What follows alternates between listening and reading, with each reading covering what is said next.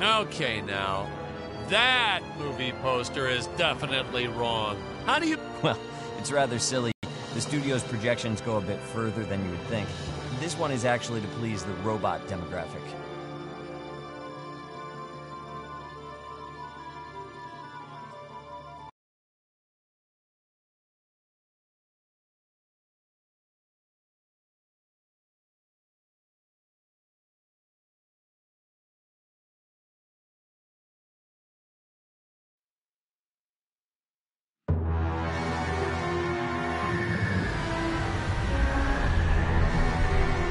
Hello, Dan Smith here. I directed this film back in, well, it feels like a century ago. Yeah. The studio asked me to provide a commentary track for the DVD release. And wham! Straight into the action. No fluff or anything. That's what we did back then. Crash-landed ship. Out pops our hero, the fearless Dick Starspeed.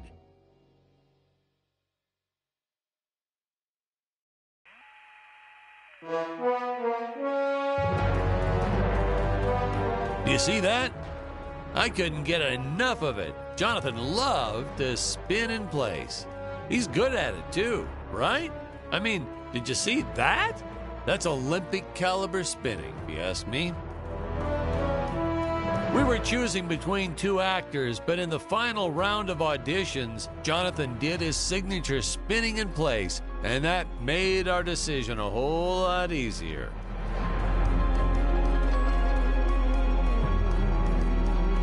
At first, I thought Jonathan's spinning was just a nice little talent. But then, he really wanted to incorporate it into the Dick Starspeed role. I said, run with it, boy, see how it goes. And he really did.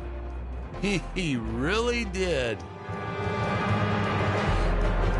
Some of the other actors found it hard to take Jonathan The ship's seriously velocity reactor when is he damaged. was in the middle I of believe his that I spins. am on an alien planet. Played, of course, by actor Jonathan Digby.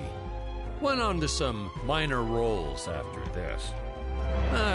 Such a shame. I thought from day one, this guy's got leading man written all over his face. Tony and Carl used to place bets on how many times Jonathan could spin without throwing up. Those two. Carl used to bet Jonathan would throw up, but he never won. It was impressive. I think one time Jonathan was spinning for almost 20 minutes without a break. Carl used to get so mad when he'd lose his bets with Tony. He'd accuse Tony of cheating. It was tense for a few days. I feel bad for Carl, of course. The man had a wife and kids, and he didn't have much disposable income. But every time Jonathan would start one of his spinning fits, you'd hear Carl and Tony yelling, "Double or nothing! Double or nothing!" It ruined a couple of our shots, actually. Poor Carl, he had to take a second job after losing all that money. He eventually started going to the racetrack on weekends. Jonathan had no clue the two were betting on him, which is a good thing. He would have never forgiven himself.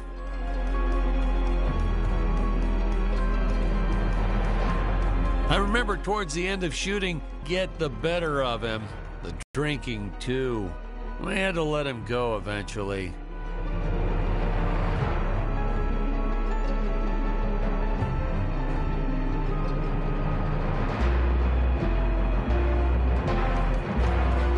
Seeing Jonathan spin around like that brings back so many memories. Poor Carl. Who thought whole lives could be ruined from something as innocent as one man's enthusiasm for spinning around in place?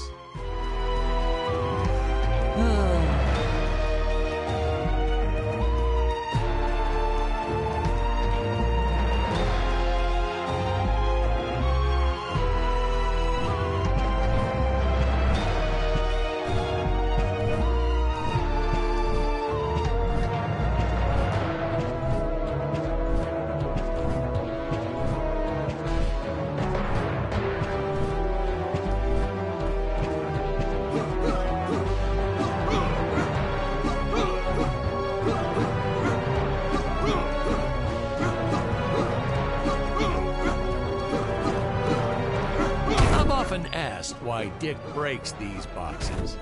He actually ad-libbed it. I told Jonathan, always keep things exciting.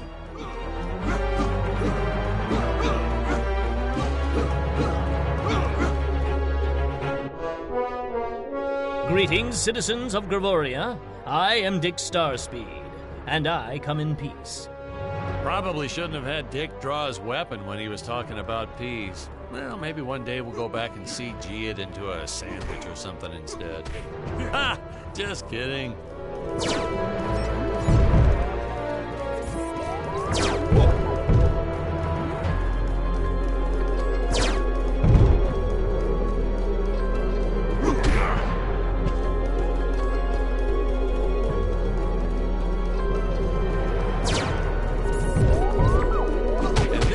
People pay to see a no-name middle-aged B-list actor duking it out with stuntmen in costumes.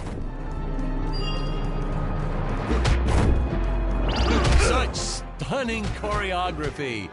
Now the extras in those robot suits really knew how to take a punch. Oh, literally. I told Jonathan not to hold back. Give it all to him. Kick him in the nuts and bolts. Holy smokes!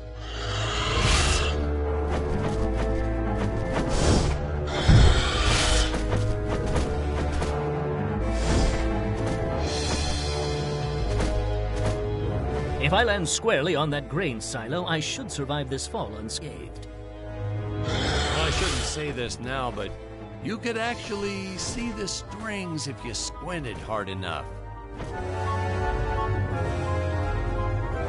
A screenwriting trick from back in the old days. You put a grain silo or some haystacks down and it solves all your gravity-related problems.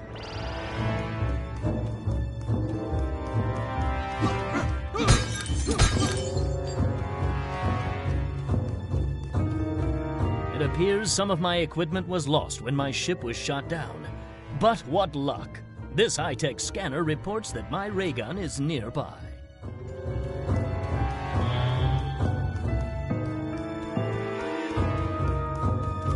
Oh, the dinosaurs! You just don't see quality stop motion like this anymore, do you? Someone actually sat there and moved them, frame by frame. Today, it'd be done with computers, but where's the artistry in that?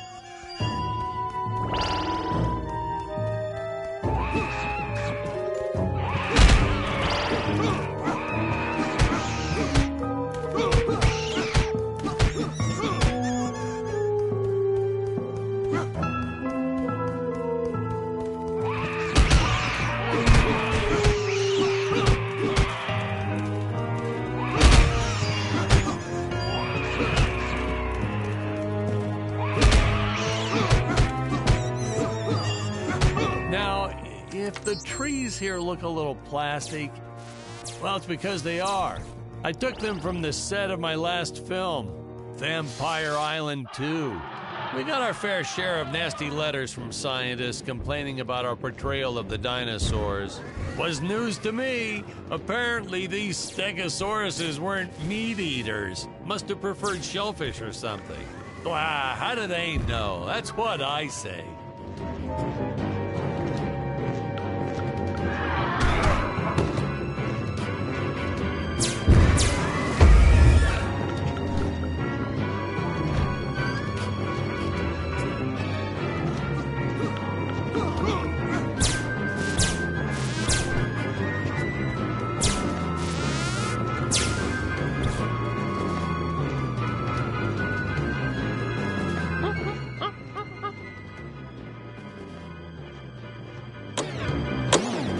As usual, the local population is defenseless. That's where our hero steps in and saves the day.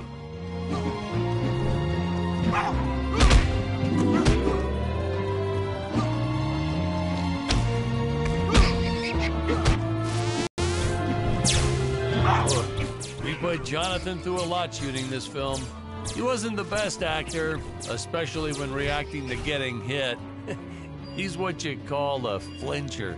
So I told the stuntman to really just go to town on him.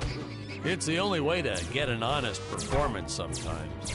Our props master tried to make the weapons soft, but there's only so much you can do. Lucky for us, How Dick's curious. entire body was covered in that Dissolved into what space appears suit. to be That thing was a gold. lifesaver when it came to hiding bruises. You'll notice the gold disappears when Dick touches it. We had a deleted scene that explained he's actually teleporting it back to the ship. It's funny, no one ever questioned how Dick was able to walk around with an infinite amount of gold on him.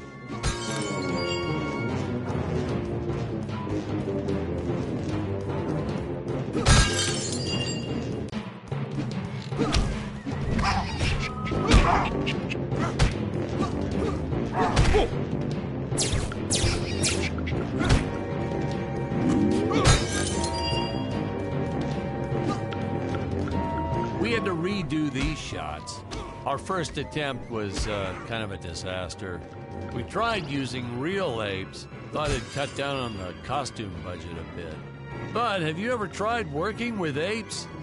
They are the worst actors ever. They don't sit still for a moment, and the second you take your eyes off of them, they're flinging their feces all over the place. Jonathan refused to work with them after he got, well, let's just say that he had to take more than a couple of showers one day. You know, you never forget the smell of monkey poo. We steam cleaned the studio top to bottom. Still never got rid of it entirely. All through the rest of the shot, we kept finding those little surprises hiding inside various props. Boy, were those the days.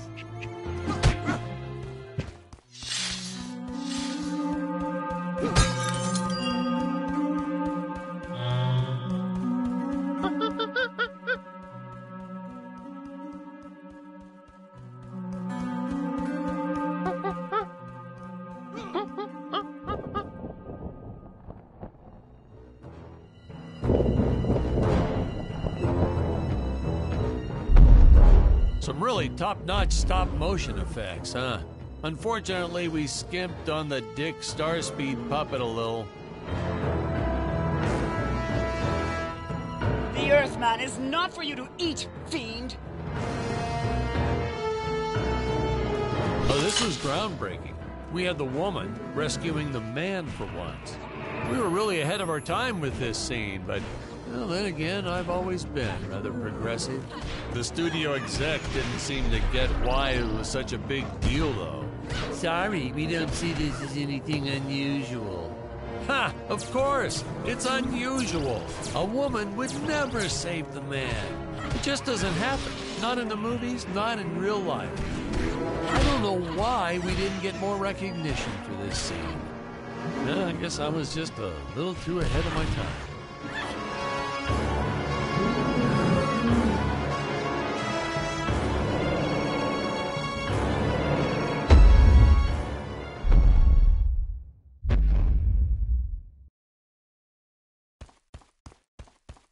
The spinning never felt quite as athletic as when Dick did it. I hope we have another scene coming up with him. I just can't get enough of Dick spinning. Yes, that was a trend. Once an actor started spinning in place, every actor wanted to do it. It just looked so fun.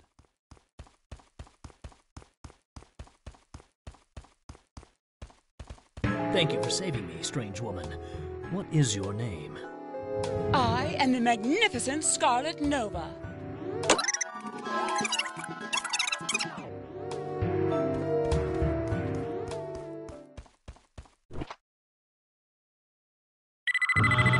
Huh? Where is this place? This is not my father's chambers. You have disobeyed me for the fun.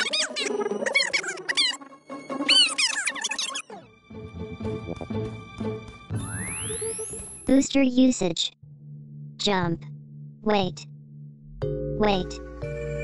Use booster. Survive deadly fall.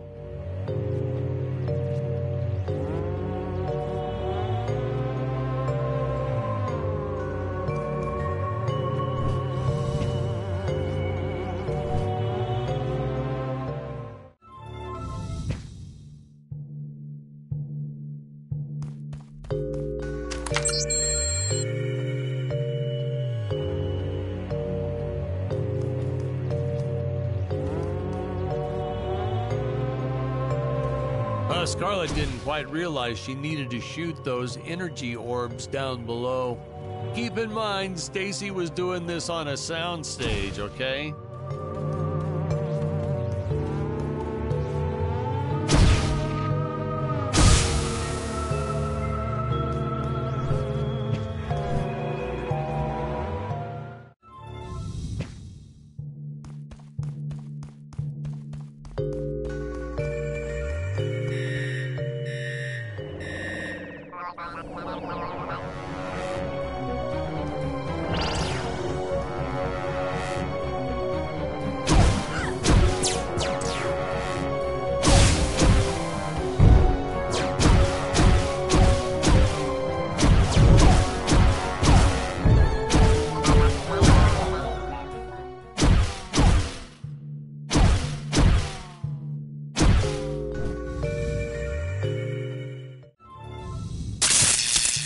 The energy imps. Such a neat effect. We had to paint each movement frame by frame and superimpose it into live footage. We were pulling all-nighters for weeks. Well, when I said we, I meant the artists. I'm pretty much useless if I don't get a solid 10 hours a night. But they were at it forever. They had to redo it all because I accidentally told them red instead of blue the first time. Artists.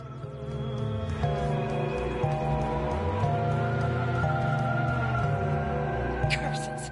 My father revoked my access to the teleport terminals. I shall only be able to utilize the ones I activate manually.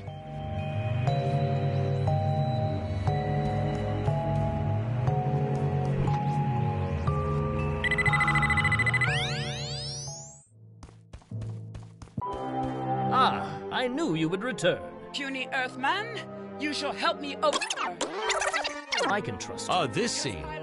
This is practically Shakespeare in outer space. It does. And, huh?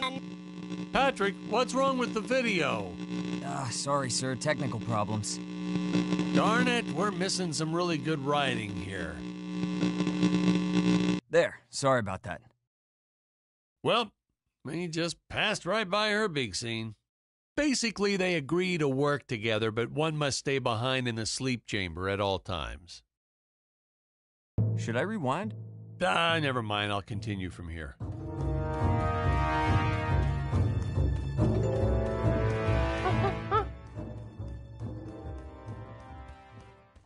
Oh, spoiler alert.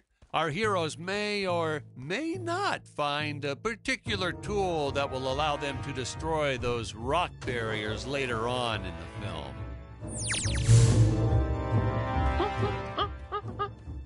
Right from the start, our budget was a little tight, even by standards back then. To make do, Tony shot a couple scenes in black and white. Originally, he intended to use it for flashbacks. But then I had to break it to him. Our film doesn't have flashbacks. We almost made it a silent film just to cut costs.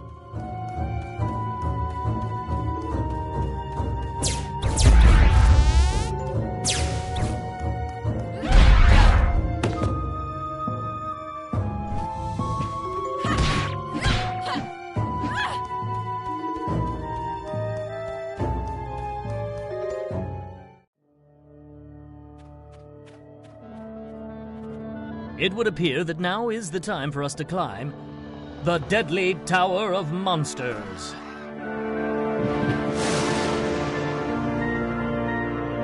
Good script.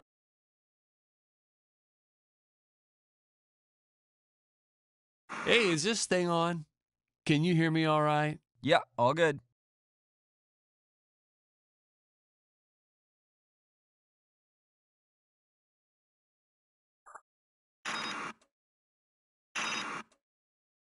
Wait, whose volume does that control?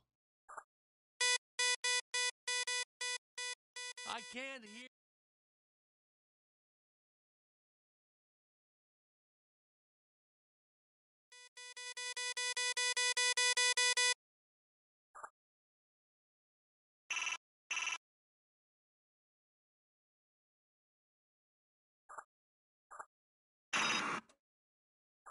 We digitally cleaned up the old 35 millimeters. Much nicer now, huh? Yeah, well, actually, I hadn't noticed.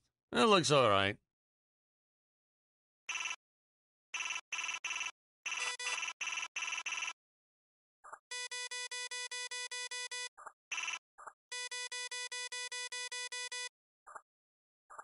I can never figure out all these DVD options. I tell you, watching movies has become complicated. The pause button, I know that one.